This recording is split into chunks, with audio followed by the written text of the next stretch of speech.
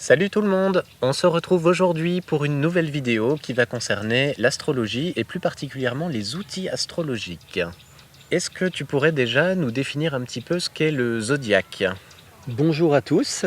On pourrait dire que le zodiaque, c'est le découpage du ciel en 12 tranches. On obtient les 12 signes que les anciens avaient déjà repérés, nommés, etc. C'est les constellations, c'est C'est les ça? constellations, voilà.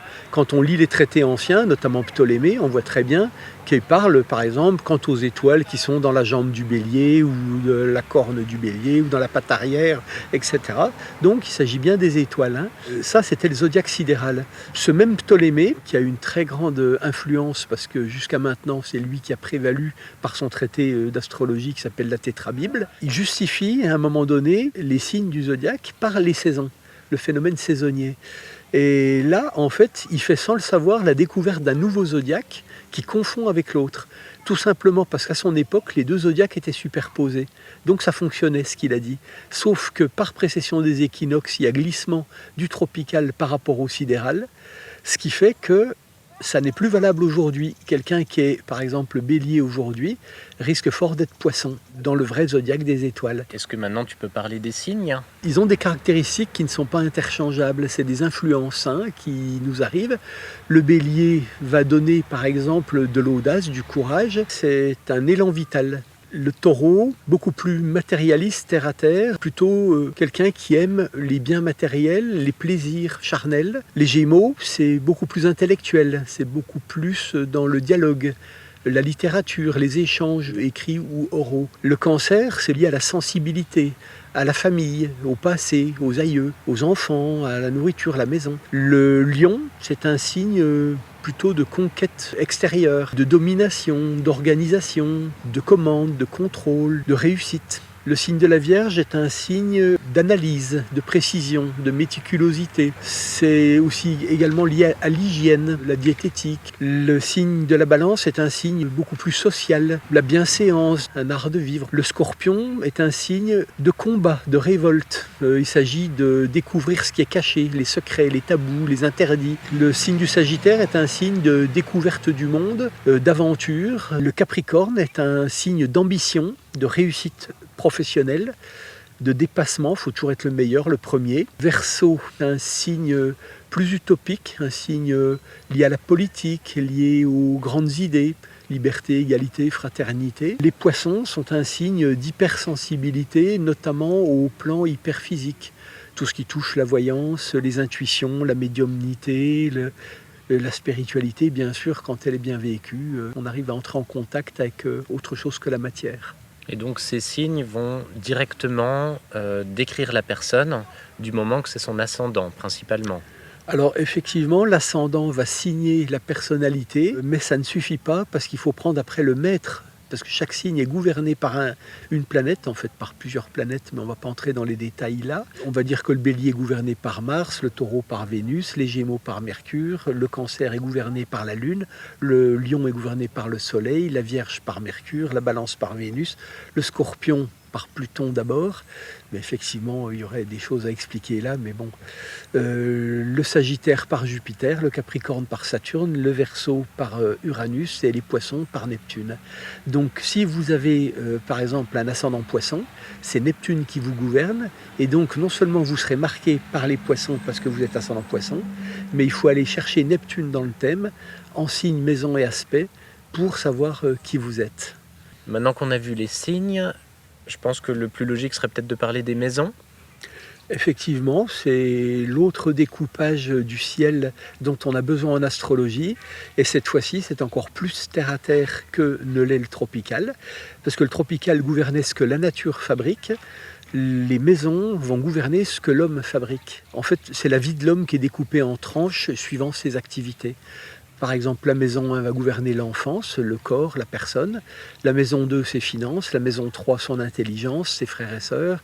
La maison 4, son foyer. En général, c'est le père qui est représenté par la 4. Nous avons la maison 5 qui représente les enfants, les créations, les plaisirs, les flirts. La maison 6 représente la profession.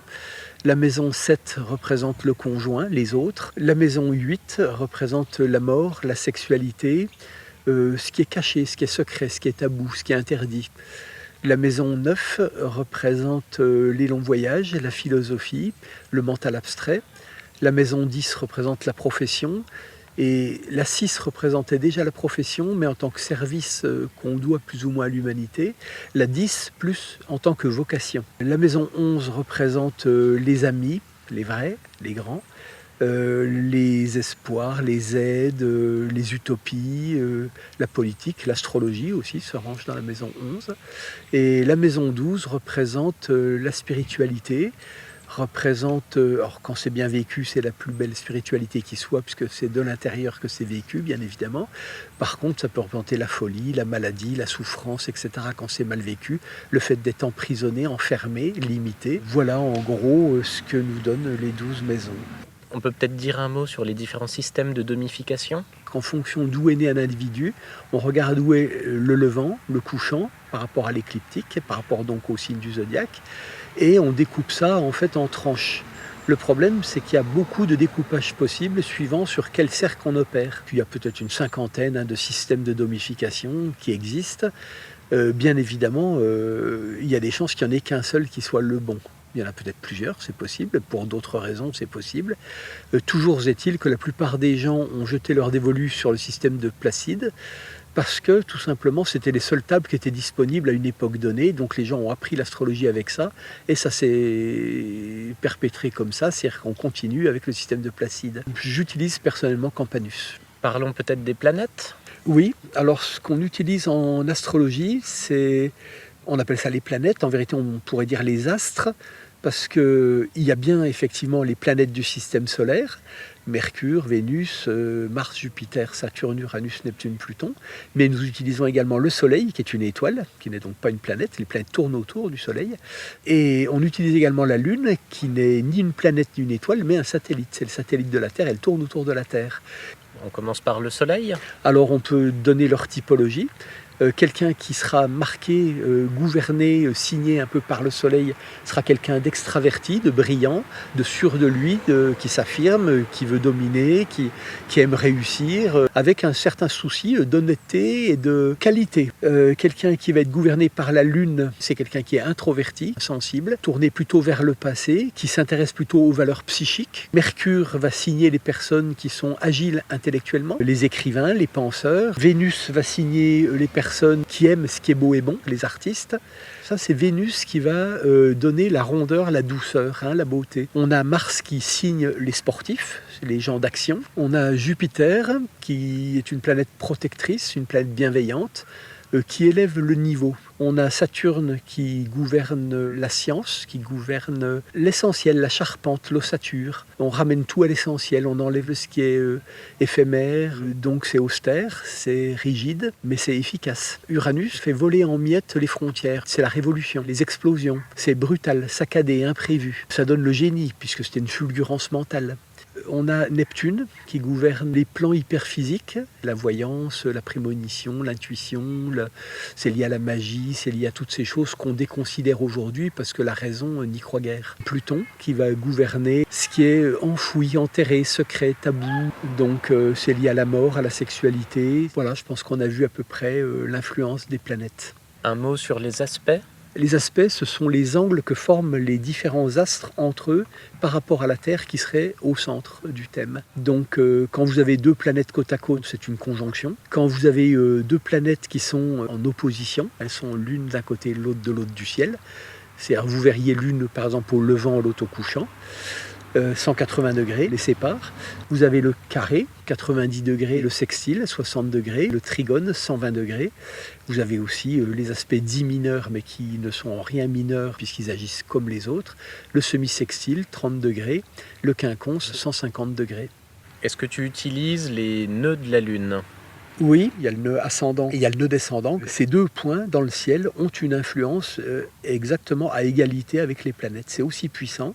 Alors qu'il n'y a rien du tout a priori, c'est ça qui est fabuleux, qui est incroyable. Le nœud nord, le nœud ascendant ou tête du dragon, il y a plusieurs termes pour le désigner, représente une influence, on pourrait dire bénéfique en tout cas, d'expansion, de générosité, de réussite.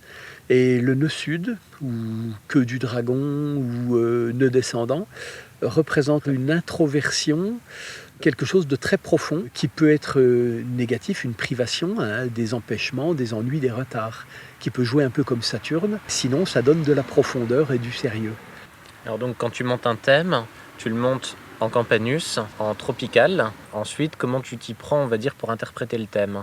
J'utilise le sidéral en premier, c'est le vrai zodiaque. J'utilise le tropical en deuxième parce que ça permet d'avoir des renseignements, notamment d'ordre pratique, concret, physique, sur comment la personne va se comporter, son apparence, etc., ses maladies et tout, on en a besoin.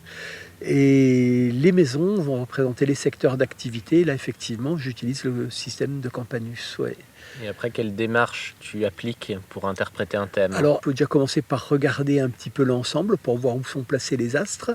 Ensuite, on va se focaliser sur ce qui représente la personne elle-même, c'est-à-dire l'ascendant, le signe ascendant. On va beaucoup plus profond quand on prend maintenant le gouverneur de l'ascendant. Ça voudrait dire qu'une personne qui a ascendant Gémeaux est peut-être en réalité très différente de la typologie qu'on pourra lire sur les Gémeaux. Puisque si son gouverneur Mercure est par exemple en Lion, elle va être beaucoup plus marquée par le lion, ou elle aura quand même cette part de Gémeaux? Alors l'ascendant restera valable, la personne aura quand même un ascendant Gémeaux, elle aura donc des caractéristiques de l'ascendant Gémeaux, mais la vérité, l'essentiel de la personnalité sera effectivement lion. Et donc une fois que tu as déterminé l'ascendant, où est le gouverneur, les aspects que fait ce gouverneur, en quel signe il est, en quelle maison, etc. Après, tu vas, j'imagine, dérouler les maisons dans l'ordre pour analyser un peu tous les secteurs de la vie de la personne. C'est exactement ça. Et alors, qu'est-ce que tu penses que ça peut apporter aux gens de monter leur thème natal et d'entendre une analyse de ce thème? C'est premièrement se connaître soi-même. On accepte d'avoir des qualités, mais des défauts, ça, on ne peut pas les voir, puisqu'ils sont placés dans nos zones d'ombre, hein, donc ils sont invisibles à nos yeux, et c'est bien que l'astrologie puisse nous les révéler. Ça peut servir aussi à comprendre ce qui nous arrive. Quand on a des échecs dans tel ou tel domaine, on peut voir les causes, d'où ça vient, pourquoi, quelle est notre attitude à corriger. Parce qu'en fait, l'intérêt de l'astrologie, c'est que ça nous montre par quelle planète ça advient, l'événement, le blocage, la difficulté ou la réussite. Donc quand vous savez ce que signifie la planète, vous savez ce qu'il faut changer en vous. Et c'est en ça que l'astrologie est utile, je dirais spirituellement, c'est qu'elle permet de se corriger, de s'améliorer, indépendamment de nos croyances ou de nos souhaits. Il faut savoir qu'il y a une réalité. L'astrologie donne un regard qui est suprahumain. Elle vous donne un regard d'ensemble qui est beaucoup plus près de la vérité. Donc c'est une vision neutre, on va dire. C'est une vision objective, on pourrait dire, d'un réel qui nous échappe. Parce que le réel, nous n'y avons pas accès. Nous n'avons accès qu'au témoignage de ce réel par nos 5 sens. Et c'est le cerveau qui nous en crée une cartographie visuelle, olfactive, auditive, tactile, etc., gustative. Mais ça n'est pas le réel que nous percevons. C'est notre cerveau qui nous crée sa version à lui de ce réel inconnaissable d'après les philosophes. Donc ce réel est-il accessible? Oui, par la conscience. Et l'intérêt de l'astrologie, c'est d'approcher ce réel par l'intellect qui normalement n'a pas accès au réel. L'intellect n'a accès qu'au monde des apparences. Eh bien, on se retrouvera pour une prochaine vidéo. Et d'ici là, je vous dis, portez-vous bien, à bientôt. À bientôt.